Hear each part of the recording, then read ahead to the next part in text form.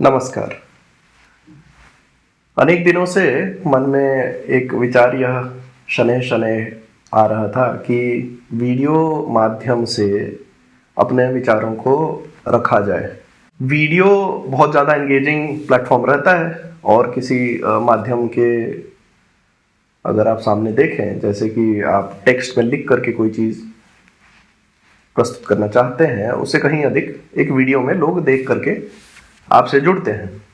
तो इसी बात पर हमने विचार किया कि अपने भी विचार वीडियो के माध्यम से प्रस्तुत किए जाएं।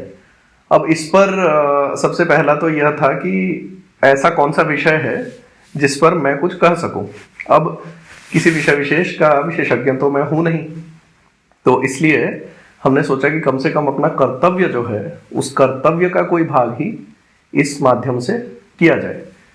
तो सबसे पहला अनुभव तो यह है कि हिंदू हाथी जाग रहा है, शनैः शनैः ही जाग रहा है, किंतु जाग तो रहा ही है। अब उसमें अंतर्मन से खुद की प्रेरणा भी यह थी कि उस जागरण में हमारा क्या योगदान हो। हमें भी किसी ने जगाया है, अनेक गुरु हैं, माता पिता हैं, जिन्होंने संस्कार दिए, जिन्होंने हमें बहुत सारी बातें बताई, अपनी संस्कृति के बारे में, हमारी सभ्यता के बारे में। जीवन में हमने अनेक परिवर्तन किए। अब जब ऐसा समय आया ही है कि लोग अपने अंतःकरण से यह प्रश्न पूछ रहे हैं, तो उनका जिस स्तर पर भी कोई भी मार्गदर्शन कोई दे सकता है, उसे अवश्य देना चाहिए। अब मेरे किसी को मार्गदर्शन देने वाली बात कहाँ से आई? वो यहाँ से आती है कि अनेक दिनों से काफ़ी मित्रों के मेरे पास कॉल्स आते हैं। अब मैं अपने आप को भाग्यशाली समझता हूँ कि वह मुझे इस योग्य मानते हैं कि मुझसे कोई बात चर्चा कर सकें, और जीवन में किसी तरह का असमंजस हो तो उस पर वार्तालाप करके उसमें से कुछ ऐसा खोज के लाया जाए जिससे हम धर्म की ओर और ज़्यादा बढ़े, या फिर धर्म को अपने जीवन में और अपनाएं।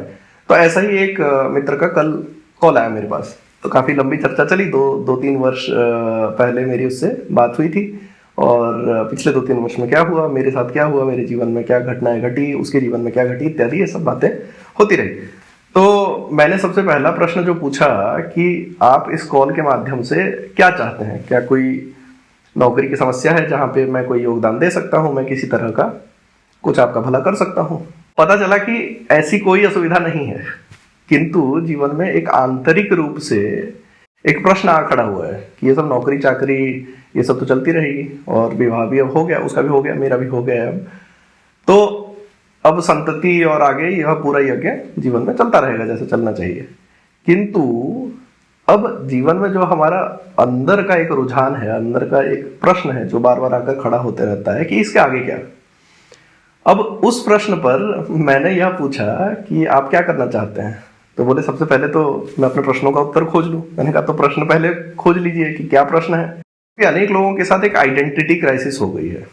जाके कॉर्पोरेट दुनिया में कुछ देखते हैं, ठीक है, और अपने जीवन में कुछ और अपना रहे हैं, अंदर से कुछ और चीज एक आवाज बन करके आ रही है। अपने माता पिता को देखते हैं, उस जनरेशन और हमारे जनरेशन में जो अलगाव है, जो भेद है, वह दिखाई तो देता ही है। समय के साथ व्यक्ति महसूस करने लग जाता है कि पिछले जनरेशन में तो हम अपने धर्म से कटे नहीं हुए थे। परिवार के कुल धर्म हो या फिर हमारे परिवार जिन मूल्यों पर चलते थे, हम वहां से कटे हुए नहीं थे। किंतु आज के दिन हम वहां से दूर हो गए हैं। तो दूर हो गए तो क्यों दूर हो गए हैं? तो इस तरह की चर्चा बहुत आगे लंबी गई। तो उसमें कुछ बातें जहां पर मुझे लगता है कि वीडियो के माध्यम से मैं साझा कर सकता हूं, तो कुछ छोटे छोटे प्रसंगों को उठाते हैं। तो पहला प्रश्न तो यह था कि इतनी सारी बातें चल रही है, उसमें धर्म क्या है? अब हमारे शास्त्र भी अनेक हैं। अब हिंदुओं के साथ तो आज के दिन सबसे बड़ी समस्या ही यही हो गई है कि सबका वाक्य यहीं से आरंभ होता है और कुछ इसी तरह से आगे बढ़ता है। मैंने शास्त्र तो नहीं पढ़ा, पर मैंने वेद पुराण तो नहीं जाना, पर मैंने आज तक महाभारत तो नहीं पढ़ा, पर। अब ये जो पर है, आपके पर उड़े हुए इसीलिए हैं क्योंकि आपने कुछ कभी ना पढ़ा, ना आप आज के दिन भी पढ़ना चाहते हैं। यदि आप पढ़ना चाहते हैं तो कहीं से आरंभ कीजिए। आप महाभारत उठा के पढ़िए।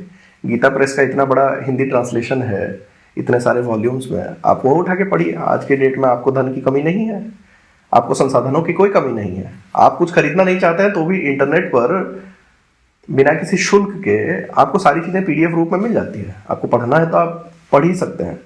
तो सबसे पहला प्रश्न यह है कि इतने विस्तृत चर्चा जो धर्म पर है, उतना विस्तृत चर्चा तो हठात किसी को जान लेना संभव नहीं है।